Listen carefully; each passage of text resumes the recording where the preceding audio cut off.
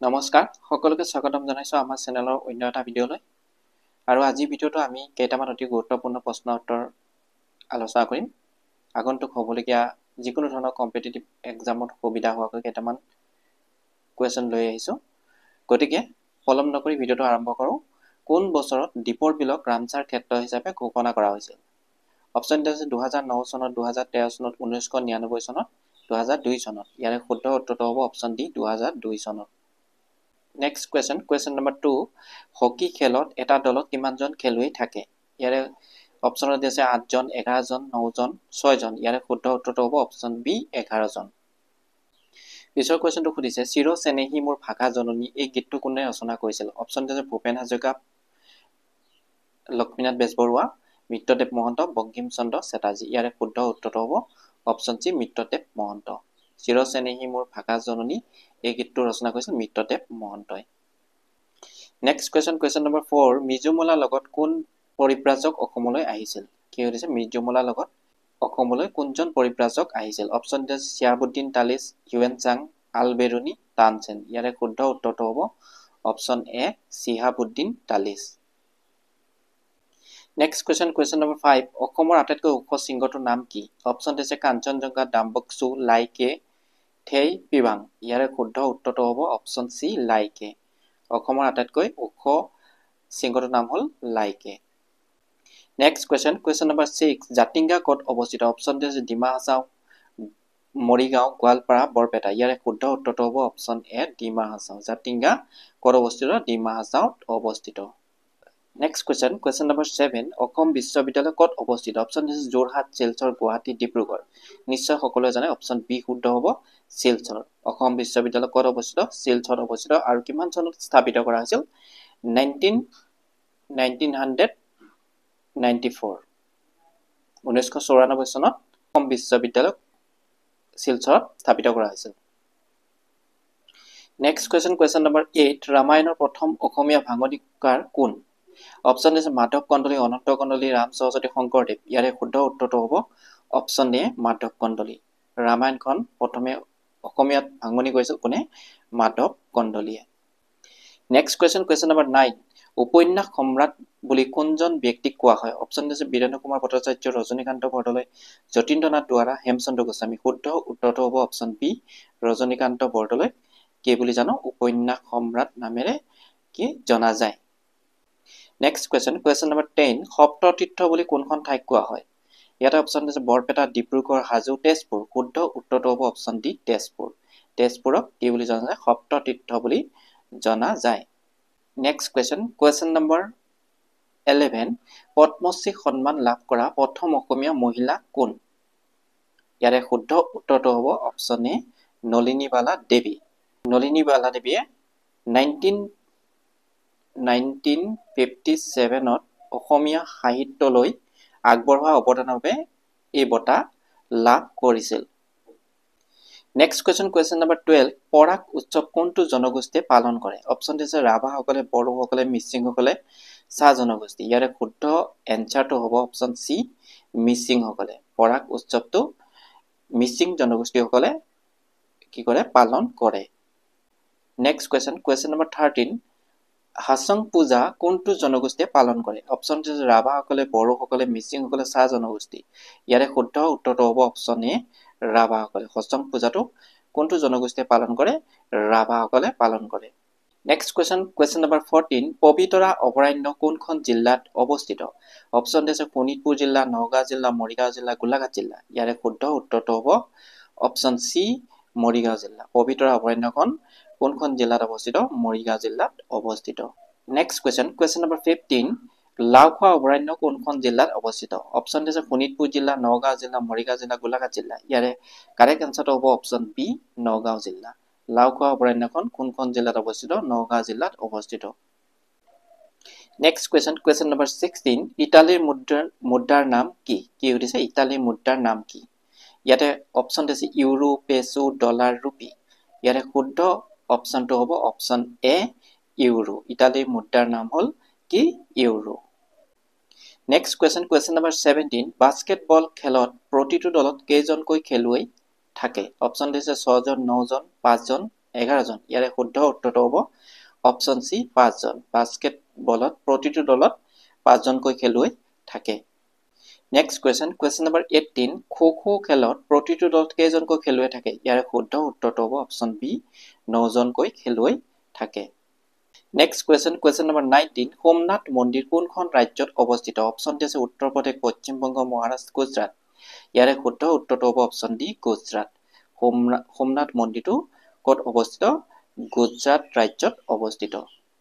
next question number 20 Khajuraho মন্দিৰ কোনখন ৰাজ্যত অৱস্থিত অপচন ডি আছে মধ্য প্ৰদেশ তামিলনাডু উৰিষ্যা কেৰালা ইয়াৰে শুদ্ধ অপচনটো হ'ব অপচন এ মধ্য প্ৰদেশ খাজুৰাহো মন্দিৰটো ক'ত অৱস্থিত মধ্য প্ৰদেশত অৱস্থিত নেক্সট কোৱেশ্চন নম্বৰ 21 জগন্নাথ মন্দিৰ কোনখন ৰাজ্যত অৱস্থিত অপচন ডি আছে মধ্য প্ৰদেশ তামিলনাডু উৰিষ্যা কেৰালা ইয়াৰে শুদ্ধ এনসাৰটো হ'ব অপচন সি উৰিষ্যাৰ ক'ত অৱস্থিত পুৰীত জগন্নাথ মন্দিৰটো অৱস্থিত নেক্সট কোৱেশ্চন নম্বৰ 22 ভাৰতনাট্যম কোনখন ৰাজ্যৰ লোকনৃত্য অপচন ডি আছে মধ্য প্ৰদেশ তামিলনাডু উৰিষ্যা কেৰালা ইয়াৰে শুদ্ধ অপচনটো হ'ব অপচন বি তামিলনাডু ভাৰতনাট্যম কোনখন ৰাজ্যৰ লোকনৃত্য তামিলনাডু ৰাজ্যৰ লোকনৃত্য নেক্সট কোৱেশ্চন নম্বৰ 23 কথাকলি কোনখন ৰাজ্যৰ লোকনৃত্য নিশ্চয় সকলে জানে অপচন ডি শুদ্ধ হ'ব কেৰালা কথাকলি কোনখন ৰাজ্যৰ লোকনৃত্য কেৰালা ৰাজ্যৰ লোকনৃত্য নেক্সট কোৱেশ্চন নম্বৰ 24 ভাৰতৰ নীতি আয়োগ কিমান চনত গঠন হৈছিল অপচন ডি আছে 2000 চনত 2016 চনত 2011 চনত 2015 চনত ইয়াৰে কাৰেক্ট এনসাৰটো হ'ব অপচন ডি 2015 চনত নীতি আয়োগ কেতিয়া গঠন কৰা হৈছিল 2015 চনত next question number 25 Ranji trophy ক্ৰিকেটত সৰ্বাধিকবাৰ চেম্পিয়ন হোৱা দল কোনটো অপচন আছে মুম্বাই চেন্নাই ৰাজস্থান হায়দৰাবাদ ইয়াৰে শুদ্ধ অপচনটো হ'ব অপচন এ মুম্বাই ৰঞ্জি ট্ৰফিত সৰ্বাধিকবাৰ চেম্পিয়ন হোৱা দলটো কোন আছিল মুম্বাই নেক্সট কোৱেশ্চন নম্বৰ 26 এখন বিল অৰ্থ বিল হয় নে নহয় ইয়াক কোনে নিৰূপণ কৰে অপচন ডি আছে ৰাষ্ট্ৰপতি প্ৰধানমন্ত্ৰী লোকসভাৰ অধ্যক্ষ ৰাজ্যপাল ইয়াৰে শুদ্ধ অপচনটো হ'ব অপচন সি লোকসভাৰ অধ্যক্ষই এখন বিল অৰ্থ বিল হয় নে নহয় ইয়াক নিৰূপণ কৰে নেক্সট কোৱেশ্চন নম্বৰ 27 মিৰ্জুমলাই অসম আক্ৰমণ কৰাৰ সময়ত আহোম স্বৰ্গদেউ কোন আছিল অপচন আছে গদাধৰ সিংহ জয়ধ্বজ সিংহ শিৱ সিংহ ৰাজেশ্বৰ সিংহ ইয়াৰে শুদ্ধ অপচনটো হ'ব অপচন বি জয়ধ্বজ সিংহ মিৰ্জুমলাই অসম আক্ৰমণ কৰাৰ সময়ত আহোম স্বৰ্গদেউজন কোন আছিল জয়ধ্বজ সিংহ নেক্সট কোৱেশ্চন নম্বৰ 28 সুধিছে ৰাজতৰংগনী কাৰ ৰচনা অপচন ডি আছে কালিদাস ৰবীন্দ্ৰনাথ ঠাকুৰ আবুল ফজল কলহান ইয়াৰে শুদ্ধ এনসাৰটো হ'ব অপচন ডি কলহান ৰাজতৰংগনী কোনে ৰচনা কৰিছিল কলহানে ৰচনা কৰিছিল নেক্সট কোৱেশ্চন নম্বৰ 29 অভিৰুচি ক্ৰিয়া দিৱস কাৰ জন্মদিনত পতা হয় অপচন ডি আছে মনালিসা বৰুৱা মেহতা ভোগেশ্বৰ বৰুৱা লীলাধৰ বৰুৱা চন্দ্ৰধৰ বৰুৱা ইয়াৰে শুদ্ধ অপচনটো হ'ব অপচন বি ভোগেশ্বৰ বৰুৱা অৰ্জুন বঁটা বিজয়ী ভোগেশ্বৰ বৰুৱাৰ জন্মদিন উপলক্ষে 3 ছেপ্টেম্বৰ তাৰিখে কি কৰা হয় অভিৰুচি ক্ৰিয়া দিৱস পালন কৰা হয় নেক্সট কোৱেশ্চন নম্বৰ 30 সুধিছে কিমান চনত চুকাফাই আহোম ৰাজ্যৰ ৰাজধানী চৰাইদেউত স্থাপন কৰিছিল ইয়াতে অপচন দিছে 1253 1228 1256 1153 ইয়াৰে শুদ্ধ এনসাৰটো হ'ব অপচন এ 1253 চনত চুকাফাই চৰাইদেউত কি ৰাজধানী স্থাপন কৰিছিল নেক্সট কোৱেশ্চন নম্বৰ 31 অসমৰ কোনখন জিলাত ভোৰতাল নৃত্যৰ বিকাশ ঘটিছিল ইয়াতে অপচন আছে মাজুলী বৰপেটা শুৱালকুছি মৰিগাঁও ইয়াৰে শুদ্ধ অপচনটো হ'ব অপচন বি বৰপেটা অসমৰ ভোৰতাল নৃত্যৰ ক'ত বিকশিত হৈছিল বৰপেটা জিলাখনত বিকশিত হৈছিল কোৱেশ্চন নম্বৰ 32 চুতীয়া ৰাজ্যৰ শেষৰ ৰজাজনৰ নাম কি আছিল অপচন আছে ব্ৰহ্মপাল গোপাল নীতিপাল জয়পাল ইয়াৰ শুদ্ধ এনসাৰটো হ'ব অপচন সি নীতিপাল চুতীয়া ৰাজ্যৰ শেষৰ ৰজাজনৰ নাম কি আছিল নীতিপাল বা নিত্যপাল নেক্সট কোৱেশ্চন নম্বৰ 33 প্ৰথম অসমীয়া অনতা নাটকখনৰ নাম কি অপচন আছে জয়মতী পিয়লি ফুকন বিষ্টি বিন বৈৰাগী ইয়াৰে শুদ্ধ এনসাৰটো হ'ব অপচন ডি বিন বৈৰাগী প্ৰথম অসমীয়া অনতা নাটকখনৰ নাম আছিল বিন বৈৰাগী নেক্সট কোৱেশ্চন নম্বৰ 34 মৰণোত্তৰভাৱে ভাৰতৰত্ন বঁটা লাভ কৰা প্ৰথম ব্যক্তি কোন আছিল